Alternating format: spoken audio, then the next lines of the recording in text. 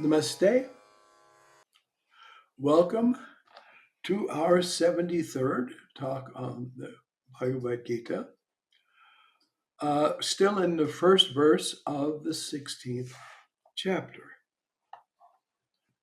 We've already covered, these are listing qualities for the successful yogi and for those who definitely are creating the destiny of enlightenment for themselves. Fearlessness, purity of being, steadfastness in knowledge and yoga, almsgiving. Then we come to self-control. Being able to really direct our mind toward what it should be directed to, direct it away from what it should not be fixed on.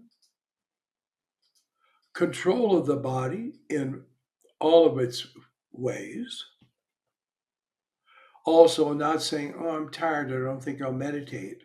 I might fall asleep. Well, go ahead and fall asleep. At least you meditated for a while before you fall asleep. In other words, you take hold of the reins. The Upanishads speak of you and I, the self, as charioteers. Now, if you're driving any kind of horse-drawn vehicle, you keep the reins in your hand. If you lose them, then you can't control anything. So you keep tight. I don't mean you're anxious and like, oh, I'm all disciplined and all, not clutched up, not in that sense, not fearful, apprehensive, but you're in control. Of course, if you're not a yogi, you'll never be in control. So you see, it's like I may have mentioned a friend of mine that one time met the sort of director manager of the Aurobindo ashram in Pondicherry, and he himself had known Sri Aurobindo when they were both young, and then later he came to see him when Aurobindo was quite famous, and eventually he lived there. And when Aurobindo left his body, the practical side of the administration was handed over to him. And he was somewhat of an evangelist, and so he would talk a lot about the yoga of Sri Aurobindo. Didn't explain it though. I went to some marvelous talks he gave, but he never did define that. But after this series of talks was given, he went to some kind of a retreat center for a week or 10 days, and people who wanted could go along with him. And then they would have all this time together with him for him to speak with them, and they could ask questions. So a friend of mine and his wife, they went and they found he continued, said the yoga of Sri Aurobindo. They said this, the opening of consciousness, the yoga of Sri Aurobindo. So they would say, well, what is the yoga of Sri Aurobindo? He'd say, the teachings of Sri Aurobindo. But if they asked, what are the teachings of Sri Aurobindo? He would say, the yoga of Sri Aurobindo. I'm not exaggerating at all. And so there was this, circle around, circle around, circle around.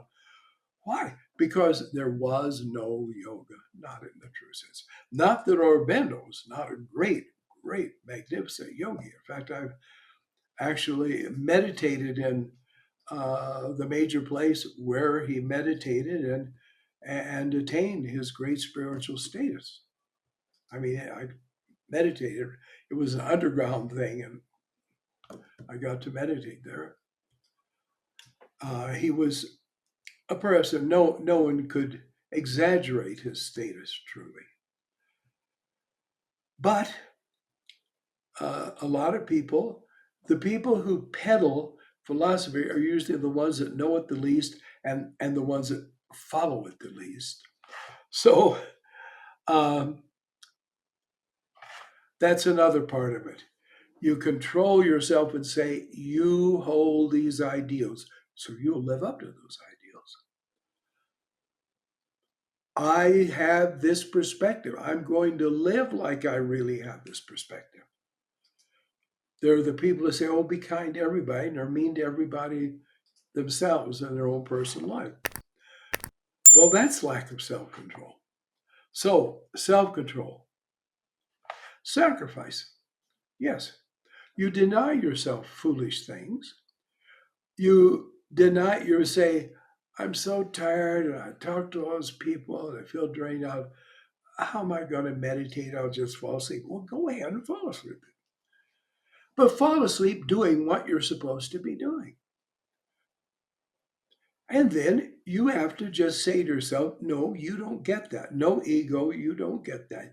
Yes, you used to like to just be obsessed with airplane engines and their manufacture, but you've woken up to a bit higher reality. So don't pay $50 for that latest book. Even that. You say, Swadhyaya, self study, self analysis, self analysis. Never let yourself get out of the sight of yourself. When you're selfish, you should try to correct it. But if you don't do self study, you may not realize you're being selfish. A lot of people have no idea they're doing negative things because it isn't their intention to, and they're just not aware of it. So we need to stop quietly, look inside, and see what the inner works are, and really look at our mind and ask ourselves, is that what we not want? I can tell you a very good example of this. I met a young man at Shivananda Ashram who spoke English just like an American, but actually he was from a European country. And he had been in a Catholic seminary studying to be a priest.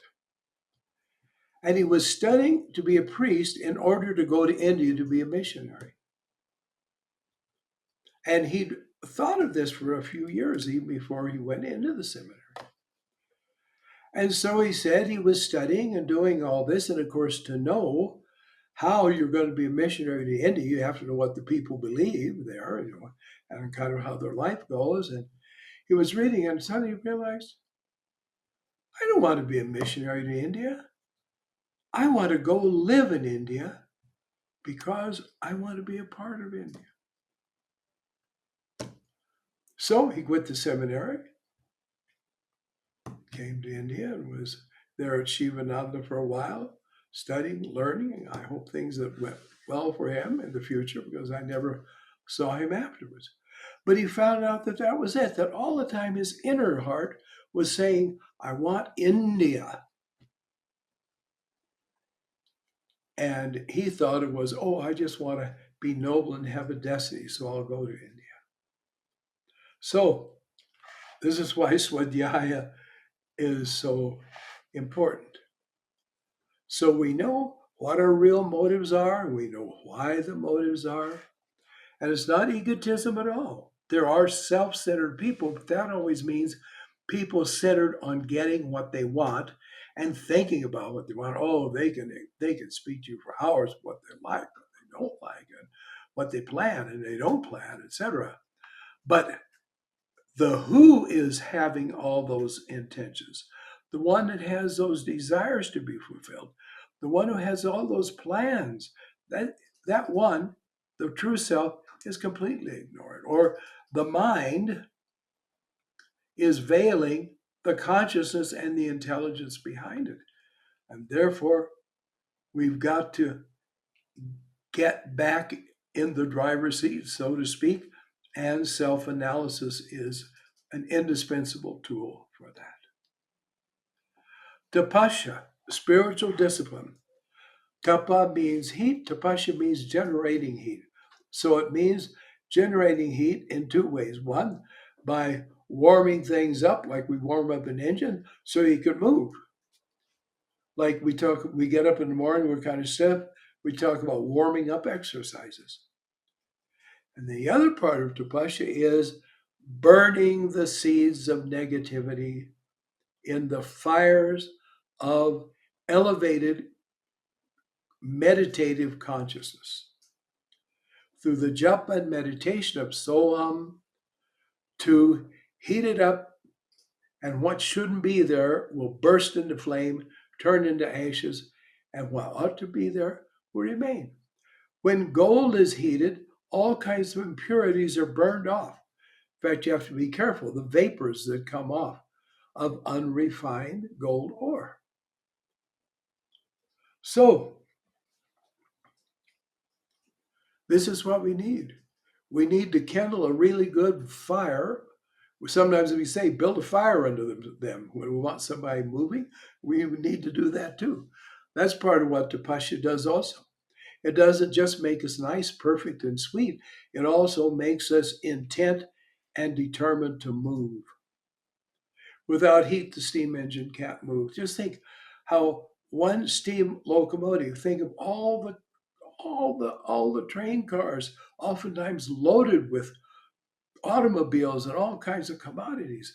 And that one engine pulled, and I have seen train engines pulling upward of 100. It was very easy in the Midwest to see like 60, 70 cars behind just the one engine. So that's what Tapasya is about. It's not weak, it's not hesitant, it's not self doubting. And at the very last quality in the first verse, straightforwardness. Two ways. Okay, straightforward. Straightforward, I go. I won't go this way, I won't go that way. No, I won't stop for a moment and talk. I won't stop for a moment and explore over there. I'm going forward, and it's in a straight line, not a crooked line. Oh, well, I thought I'd like to go over there and get a good look at that, and then I'll sort of veer around. No, the shortest route, that straight line between two spots, bam, I go. St. John Vianney said, go to God like a shot out of a cannon.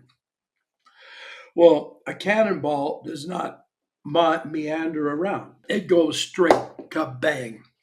So St. Vianney meant, don't waste any time. Whoosh, you go. And also straight you go. This is so absolutely important. And it also means to be straightforward about ourselves, not making excuses and look in the mirror and telling yourself, well, you couldn't help it. Oh, well, you meant well. It's like, look, you messed up. Don't do it again. Say that to yourself. Don't boss other people around, but sometimes, they have what they call a straw boss, always at you and saying, come on, more work and more work. Exactly so. I remember when I was in the Greek monastery um, and work was to be done. Uh, One of the senior monks used to walk in and see me. Come on, more bricks, less straw, referring to the biblical incident involving Moses, where it took straw to make bricks. And so, if there's a big push for more bricks, you got to have more straw. But the Egyptians were saying less straw, less straw, so we won't have to have so many, and it'll make more bricks. Well, you can't skimp on spiritual life. You have to have enough straw to hold that brick together. All right, fine. Ready for number 2. We'll see if we get through it. Non-violence, ahimsa, non-injury. That means don't injure yourself. You don't injure yourself, you don't injure other people. You don't hinder yourself. That's an injury too. And you don't hinder other people. This is so important. And it does mean not killing, absolutely not killing. Now, when you and I walk along, we walk along all kinds of little organisms and they die. But there's no intention. This is one of the valuable lessons in Autobiography of a Yogi, where Sri Teshwarji explained to Yogananda, ahimsa is absence of the desire to kill. of the desire to injure. If accidentally it happens, you should make sure that if you could have prevented that accident, that you don't do it in the future. But when you and I are sick, we take medications that kills the germs. And sometimes we got to be careful that we practice ahimsa in relation to our ignorance and our failing. We don't want to touch it. We don't want to hurt it. I don't want to be negative about myself. I don't want to have a negative self image. Well, friend, if you are in a negative state and you're an honest, truthful person, you can't have anything but a negative self image of yourself. And if you're really negative, you'll say, that's the way I am. If you're positive, you say, okay, I'm a dimwit at this point, but I'm going to get smart and I'm going to work on it right now.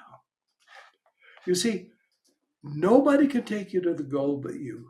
Nobody is really, God is the ultimate guru, but right next is you. Because you can read what should be done, such as the wisdom of the Gita, but you decide whether you will or will not do it well, or whether you'll do it half-heartedly.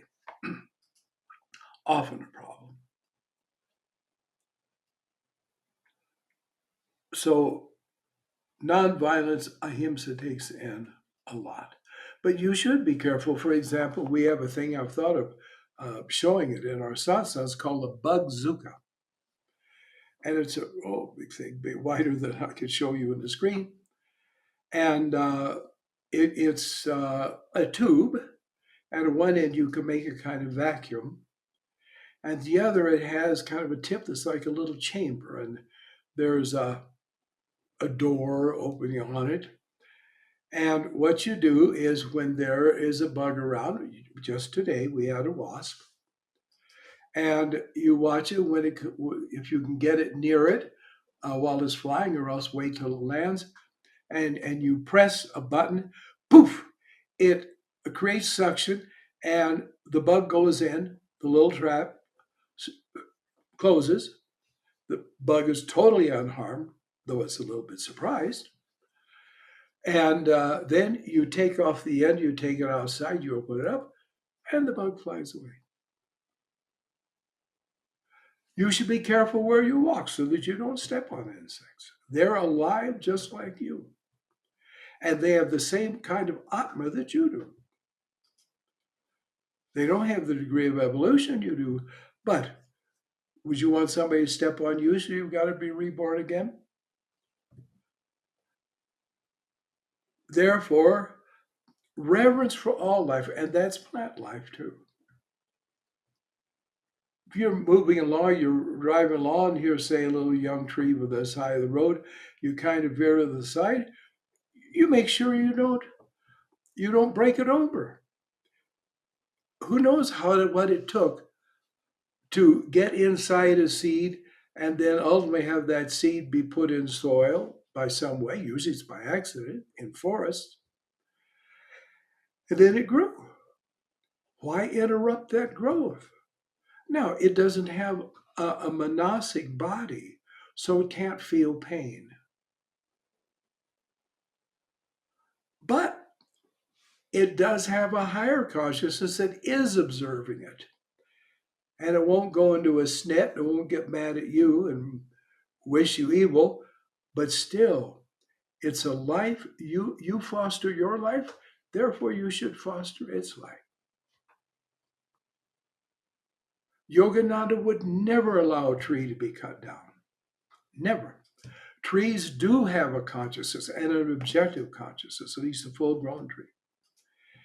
And the spirit that lives in the tree, or the Atma, the self of the tree, could even come out and move around and can be seen. They kind of look like stick figures. They're very vague. There's not a definition to them, but they are there. So when you're in a forest, you're surrounded by maybe hundreds, if not thousands, of sentient beings. They're sort of somnolent. They're kind of just only half awake, but they're there. And they deserve the reverence that you give to yourself.